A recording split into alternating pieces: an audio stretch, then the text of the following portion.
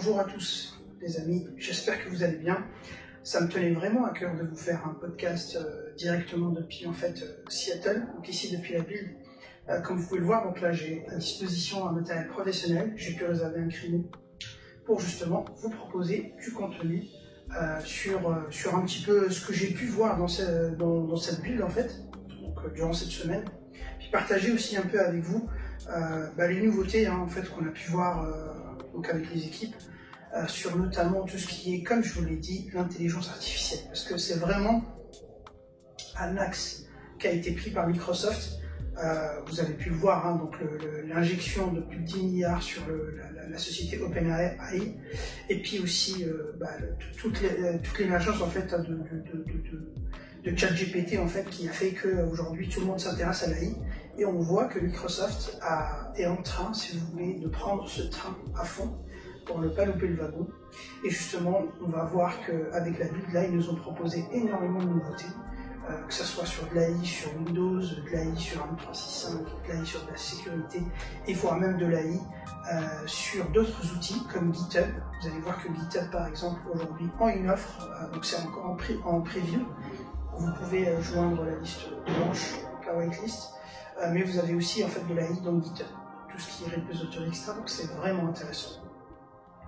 Donc, pour commencer rapidement, l'événement, donc la build, c'est un événement, comme je vous l'ai dit, plutôt orienté développeur quand même, à la base, même si, en fait, moi, vous me demander, mais pourquoi, qu'est-ce que je fous ici? Tout simplement, je suis là pour justement apprendre donc, les nouvelles technologies autour de l'AI, c'est pour ça que je suis là, et quand je me suis inscrit à la build, j'ai vu qu'il y avait énormément de sessions orientées AI, c'est pour ça que je suis venu ici, donc sur les 3 jours, pour vous dire, j'ai dû faire à peu près toutes les journées, c'était plein, c'est-à-dire de 9h jusqu'à 18h. On n'avait que des sessions AI, donc c'est pour ça que j'ai pu donc venir ici et assister à toutes ces sessions afin de tout simplement d'apprendre ces nouveautés et puis surtout être préparé pour le futur, parce que je peux vous dire que c'est vraiment la nouvelle ère qui va commencer. Si Microsoft en parle autant, si Microsoft met autant de moyens, ce n'est pas pour rien.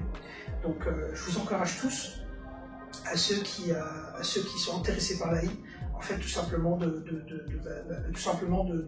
progresser et d'apprendre ces nouvelles technologies. Alors bien évidemment, il n'y a pas que Microsoft, mais en tout cas, moi vous me connaissez, je suis Microsoft à fond, je suis Microsoft MVP, donc forcément, on va dire, mon travail tourne autour de Microsoft, mon gagne-pain tourne autour de Microsoft, ma passion tourne autour de Microsoft. C'est pour ça que, effectivement, je me permets, on va dire, de vous proposer du contenu autour de Microsoft au niveau de l'AI. Alors bien évidemment, je débute, mais c'est bien, il y a un début à tout, je pense, donc c'est une nouvelle ère. Il n'y a pas beaucoup de gens qui connaissent encore aujourd'hui, donc je pense que c'est le bon moment pour prendre un petit peu on va dire le train en marche. C'était intéressant parce que hier j'ai eu une discussion avec des produits groupes chez Microsoft, et il y avait quelqu'un qui avait me posé une question, il disait mais est-ce que l'AI ne va pas remplacer justement nous remplacer nous au niveau IT, par exemple un développeur ou des choses comme ça. Et en fait, la réponse d'un mec de chez Microsoft était intéressante. En fait, l'AI ne va pas remplacer la personne ou une personne ou plusieurs personnes. Par contre, l'AI va remplacer la personne qui ne sait pas l'utiliser. En gros, aujourd'hui, vous avez des nouvelles technologies, comme je l'ai dit, comme l'AI. Demain, en fait, vous allez perdre votre job si vous ne savez pas travailler avec l'AI. En fait, ça va être une nouvelle compétence, c'est-à-dire qui va être introduite et qui va vous demander, lorsque vous allez postuler, en fait, ça va vous demander des nouvelles compétences, notamment de travailler avec de l'AI, GitHub AI, OpenAI sur Azure, savoir gérer les prompts, par exemple dans ChatGPT, parce que je vous rappelle aussi qu'en général, ce qu'on fait dans l'AI, c'est qu'on fait des chatbots, et ces chatbots, en fait, on va les plugger via des API dans ChatGPT, ce qui fait que derrière, vous avez en fait tout simplement de l'intelligence artificielle dans votre chatbot directement, chose qu'on n'avait pas avant, vous voyez. Et puis en plus, vous avez la possibilité de développer vos propres extensions et plugins autour de Copilot, donc Copilot qui est tout simplement l'offre intelligence artificielle de Microsoft.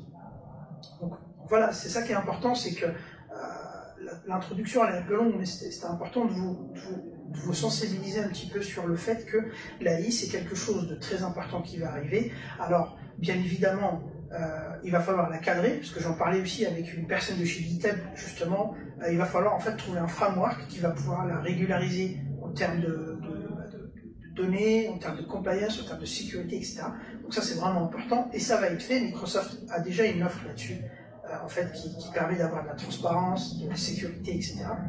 Et on verra aussi avec l'une des nouveautés que je vous en parlais tout à l'heure, qui s'appelle Azure AI Safety Service, qui permet en fait de contrôler les prompts et de contrôler qu'est-ce que vous pouvez donner comme prompt au niveau de l'AI. D'accord? Donc aujourd'hui, ChatGPT, par exemple, je ne sais pas si vous avez remarqué, quand vous posez des questions un petit peu bizarres, il va vous dire attention, soit je ne sais pas faire, soit je ne suis pas capable de répondre. Ben, en fait, tout ça derrière, c'est tout simplement du code qui est introduit, et Azure, en tout cas dans son offre, a introduit la partie Azure AI Safety Services qui va être proposée très prochainement. Donc, grosso modo, mon retour sur la build, franchement excellent. C'était un très bel événement, j'ai rencontré énormément de gens. En plus, je suis venu tout seul, j'avais pas mes potes MVP avec moi.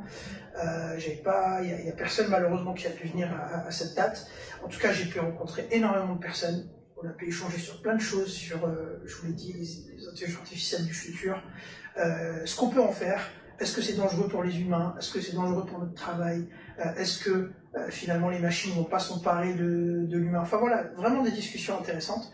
Donc vraiment un retour sur la build, première impression magnifique. Donc, impression à chaud, parce que c'est le 3e jour aujourd'hui, et le dernier, vraiment magnifique.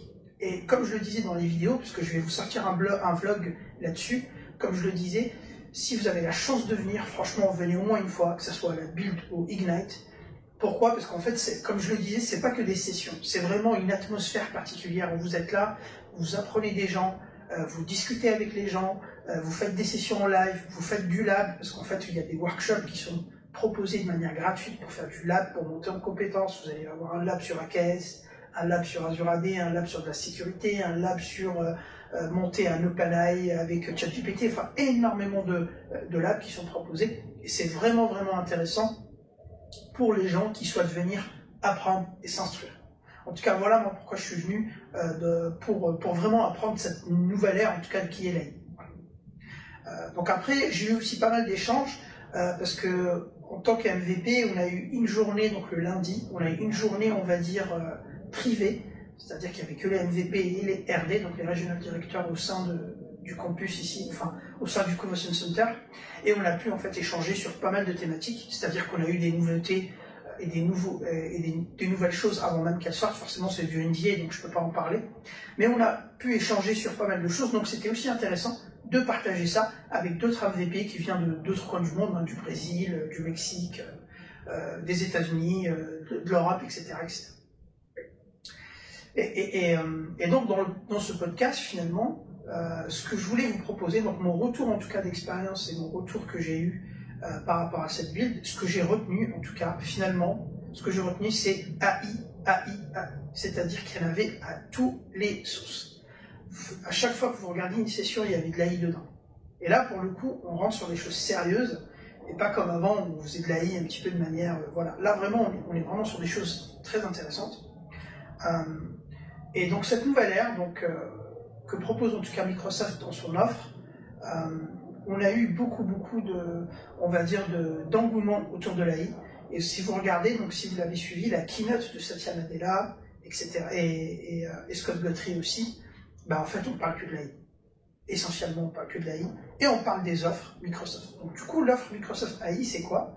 C'est tout simplement, en fait on va avoir plusieurs choses. On va avoir Copilot, donc Copilot qui est un système donc basé sur l'AI qui va venir se plugger sur plusieurs services. Donc on a Copilot for Office M365, on a Copilot pour la partie sécurité, on a Copilot pour la partie Windows, parce que oui, ça a été annoncé aujourd'hui, ça a été annoncé cette semaine, plutôt on va dire ça comme ça, que Windows 11 va incorporer Copilot.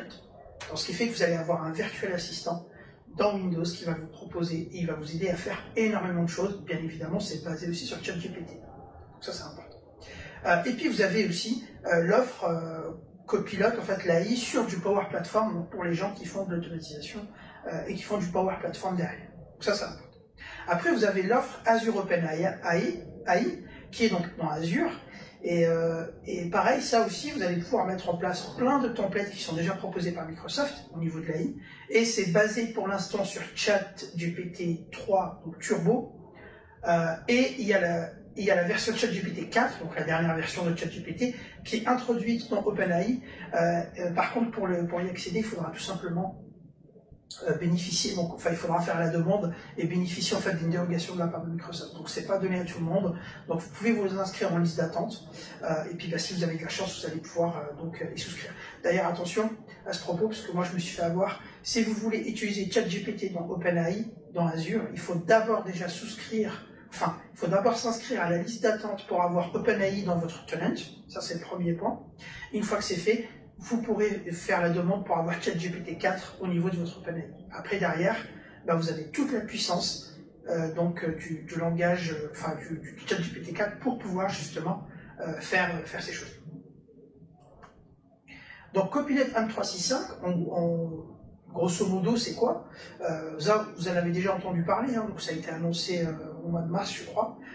Et finalement, ça va vous permettre d'avoir une productivité assez dingue au quotidien. C'est-à-dire que le Copilot va être intégré à tous les produits M365, entre autres, comme Word, Excel, PowerPoint, Teams, etc. Et ça va vous permettre tout simplement d'avoir un gain de productivité énorme. C'est-à-dire, je vais vous donner quelques exemples.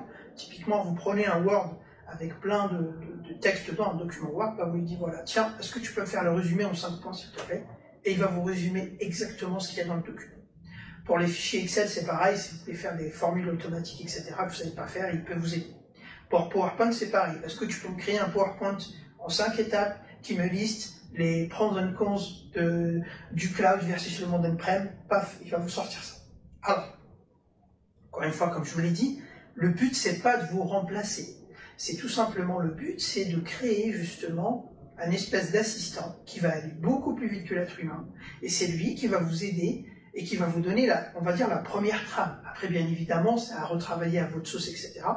Et moi, en fait, je m'en sers vraiment comme gain de temps. Par exemple, ChatGPT 4, je l'utilise tous les jours au quotidien dans mon travail, dans mes emails, même dans d'autres business. Mais en fait, ce qui est intéressant, comme je vous l'ai dit, c'est pas le fait qu'il fasse tout à ma place, parce qu'il fera pas tout à ma place. Par contre, ça me permet de gagner du temps. Et en fait, c'est ça qui est important, et vous l'aurez compris, du temps, on n'en a pas aujourd'hui.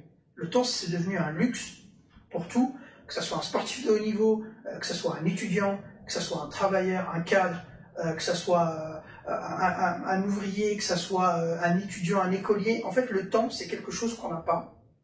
Et c'est très important, donc, d'avoir, on va dire, des moyens qui vous permettent de gagner du temps. Parce que plus vous gagnez du temps, plus vous êtes productif, et plus derrière vous ferez des meilleures choses. C'est ça qui est important. Et ça, finalement, c'est valable dans tous les domaines. Je ne vous parle pas que de l'informatique. Dans notre exemple, nous, autour de Azure, M365, etc. Là, je vous parle vraiment de manière globale. Et donc, du coup, Copilot pour M365, ça va nous aider à être plus productifs. Et ça va aussi, je vous donne un exemple concret. Typiquement, ça nous arrive tous de louper des meetings parce qu'on n'est pas là, on est absent, etc.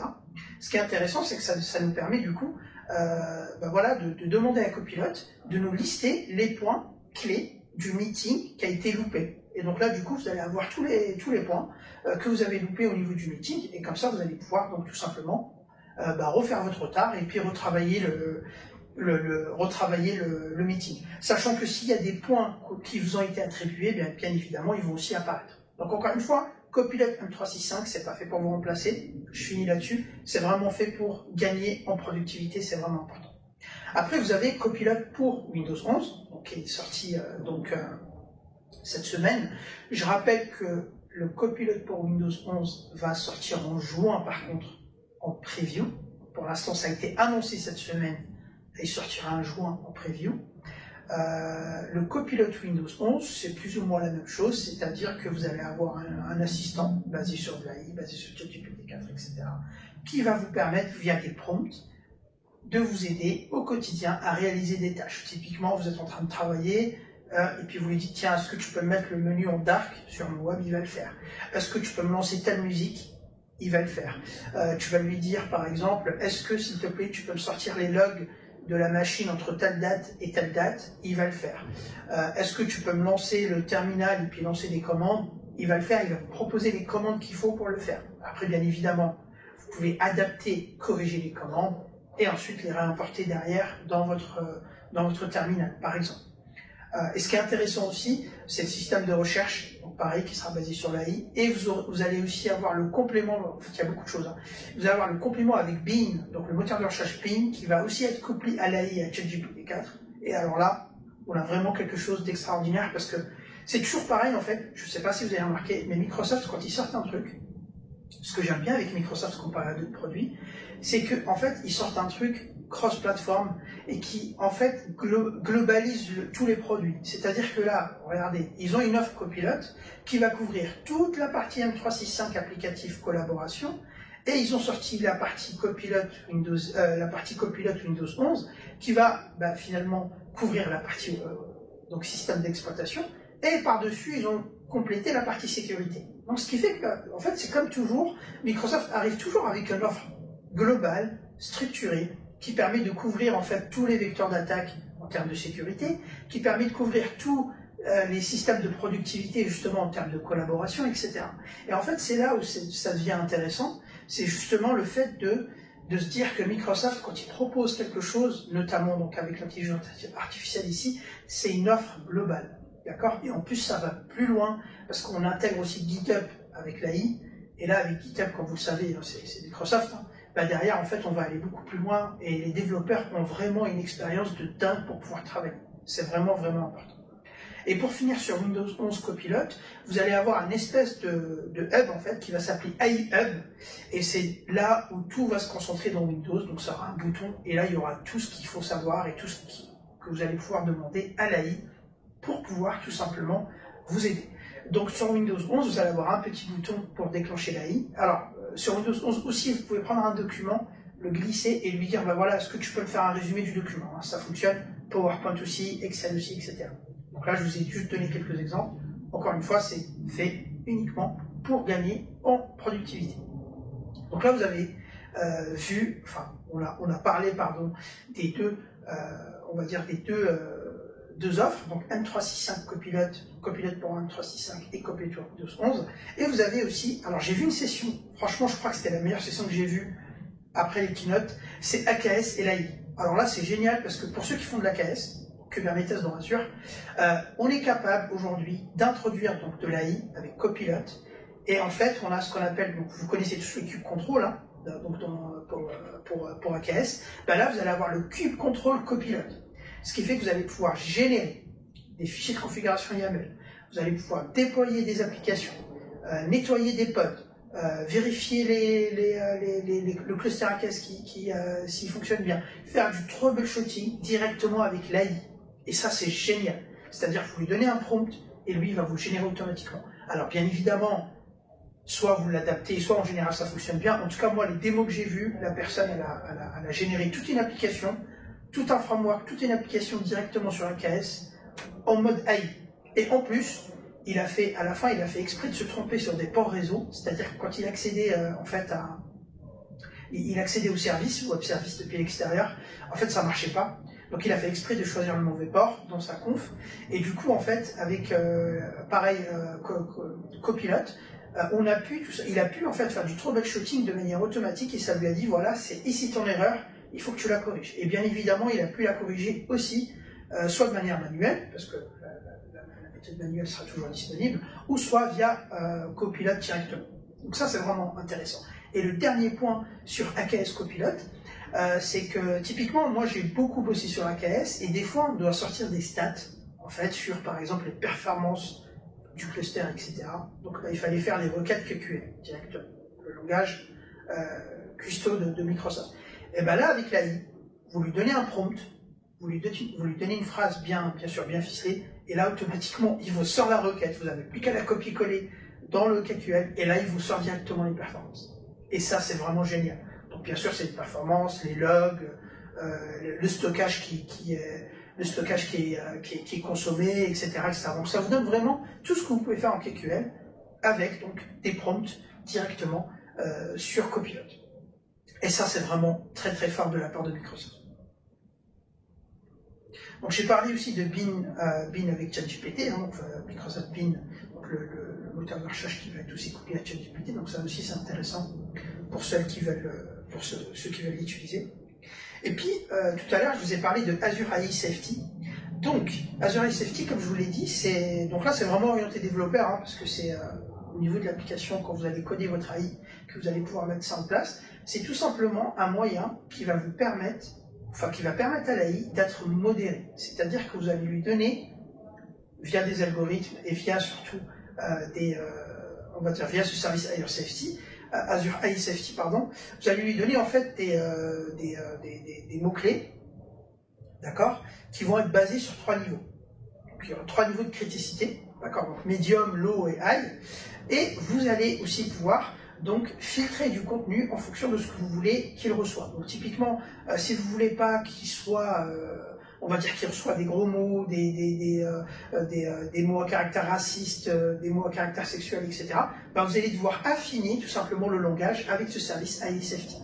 Donc en faisant ça, vous allez pouvoir rendre une AI beaucoup plus flexible et beaucoup plus agressive envers les mots en fait qui n'auraient pas de sens ou qu'elle ne doit pas traiter, notamment tout ce qui est, comme je vous l'ai dit, racisme, violence, pornographie, pédophilie, etc. Donc tous ces termes-là, finalement, qui sont assez classiques, hein, vous allez me dire, vous allez donc pouvoir vous-même configurer votre AI afin qu'elle puisse incorporer et ingérer uniquement les prompts qui lui conviennent. Et en fait, comment ça se passe, c'est que quand l'utilisateur il va mettre des prompts, ben en fait vous avez des algorithmes derrière qui vont venir, qui vont checker, comme je vous l'ai dit, les prompts qui vont être donnés. Ces prompts vont être classifiés par niveau, et en fonction de leur niveau, soit ils sont laissés, soit alors ils sont tout simplement bannis, et c'est-à-dire ils ne sont pas acceptés par l'AI. Donc c'est vraiment intéressant aussi, et je vous recommande aussi, si vous êtes développeur, d'aller sur la partie Azure AI Safety pour pouvoir justement voir un petit peu comment ça marche, parce que je pense que demain, peut-être dans 2-3 ans, vous aurez besoin de cette compétence justement pour coder ça au niveau de l'AI. Donc d'ailleurs, ce qui est important aussi, ce que je disais tout à l'heure, c'est que je disais que l'AI ne va pas remplacer les humains, donc ça c'est vrai, mais surtout aussi ce qui est très important, c'est que pour les développeurs aussi, hein, les développeurs, leur métier va vraiment changer, hein, parce que là du coup on va vraiment coder sur de l'AI, et c'est vrai que, quand je dis changer, c'est-à-dire qu'on va rentrer dans une nouvelle ère où ils vont devoir coder avec l'AI, et c'est ça qui devient intéressant, et finalement c'est ça qui fait que l'informatique c'est quelque chose d'excitant, c'est qu'on apprend tout le temps, mais en fait quand vous regardez en réalité on connaît rien parce que ça évolue tellement vite. Vous voyez ce que je suis en train de vous parler là, honnêtement il y a 3 semaines, il y a 4 semaines, j'en avais entendu parler, etc., mais c'est pas des choses auxquelles j'étais, on va dire, sensibilisé. Maintenant j'essaye un petit peu de me sensibiliser, et j'essaye surtout d'apprendre pour pouvoir justement déjà vous proposer un bon contenu sur l'AI, donc j'essaie de me diversifier, et surtout pour moi, donc dans ma carrière professionnelle, et aussi pour aider la communauté à progresser tous ensemble autour de ces technologies. Donc c'est la première fois d'ailleurs que je fais un format podcast comme ça, donc je suis en train de filmer en même temps, on verra si je sors la vidéo directement avec le son, etc. Vous me connaissez, il n'y a pratiquement pas de montage, c'est sans filtre. On est là, donc il y a zéro bullshit, on est vraiment là pour apprendre, pour discuter. Donc voilà, cool, dans la bonne humeur. Et d'ailleurs, je vais vous annoncer dans ce podcast que dans 1 heure, donc là, dans 1 heure, je vais faire une interview avec Jean-François pour justement refaire un petit peu les nouveautés, mais là plutôt côté Azure AD, donc on va parler un peu de sécurité côté Azure AD. Et je vais quand même parler d'AI aussi, comme ça ceux qui n'ont pas suivi le podcast pourront bien évidemment suivre le meeting, l'interview que je vais mener avec Jean-François tout à l'heure. Et donc pour finir sur Copilot, vous avez donc Copilot pour GitHub. Donc je vous mettrai tous les liens dans la description de la vidéo. GitHub Copilot, vous avez aussi une whitelist si vous souhaitez utiliser l'AI avec GitHub. Donc je vous recommande de le faire si vous êtes bien évidemment développeur. Donc je vous donnerai, d'ailleurs pas que pour les devs. Donc je vous donnerai le lien là-dessus, et vous pourrez donc aller vous inscrire sur la liste d'attente pour pouvoir, peut-être vous serez chanceux à pouvoir y aller. Moi en tout cas, je vais m'inscrire tout à l'heure. Voilà les amis, donc ce podcast touche à sa fin, j'espère que ça vous a plu. Encore une fois, donc c'est vraiment un format classique, soyez indulgents, c'est la première fois que je mène un podcast, parce que c'est vrai qu'avec des PowerPoint c'est toujours plus simple. Donc voilà, le but c'était vraiment d'échanger avec vous, de vous donner mes impressions. Pour être honnête, la build c'est génial, c'est un événement de ouf, l'Ignite aussi, si vous avez la chance de y aller. C'est simple, hein, pour convaincre vos employeurs. Donc si vous venez, vous travaillez pour une entreprise, ben, en fait tout simplement ça peut remplacer une formation que vous aurez par exemple sur site de 5-6 jours. Ben, finalement vous leur demandez tout simplement de venir à la Build ou au Ignite. Ce qui est intéressant à comprendre, c'est que ben, vous allez avoir le billet d'entrée donc à la conférence, vous allez avoir le billet d'avion, l'hôtel et la bouffe sur place. Sachant qu'honnêtement la bouffe sur place, pendant toute la semaine, en fait, vous mangez dans les stands ici, dans le Convention Center. Donc honnêtement, vous n'avez pas besoin, on va dire, d'investir dans de la bouffe. Par contre, c'est plutôt le soir. Donc après, si vous sortez avec des amis, des collègues, etc., bien évidemment, il faudra le prendre en compte. Mais voilà. Donc grosso modo, quand vous allez demander, donc ça, c'est un retour d'expérience que je vous donne, quand vous allez demander à votre employeur d'avoir accès à la Build ou au Ignite à Seattle ici, prenez en compte donc le billet d'entrée. C'est entre 1500 et 2000 $ à peu près. 1500 et 2000 $, donc c'est pas grand chose pour une entreprise pour de la formation, honnêtement. Parce que c'est pas grand chose surtout pour ce que vous allez apprendre. En fait, c'est surtout ça. C'est le retour sur investissement qui est juste énorme. Ça, c'est le premier point. Le deuxième point, donc il faudra prendre en compte l'hôtel. Par exemple, si vous venez 3-4 jours ou 5 jours. Moi, je recommande une semaine. Comme ça vous laisse 2-3 jours ici off. Et ça vous permet un peu de vous déconnecter, ça vous permet d'échanger avec les gens, et ça vous permet tout simplement de visiter Seattle, qui est une très très belle ville aussi. Et le troisième point, comme je le disais, c'est la bouffe, le taxi, si vous prenez des taxis, etc. Donc voilà, vous avez des petits frais comme ça, et honnêtement, c'est un petit package. Alors je peux pas vous donner un prix, puisque ça dépend de vous et de l'hôtel que vous allez prendre, etc. Mais ça peut vraiment être intéressant pour vous. Donc n'hésitez pas à tout simplement à demander à votre employeur qui vous finance en fait.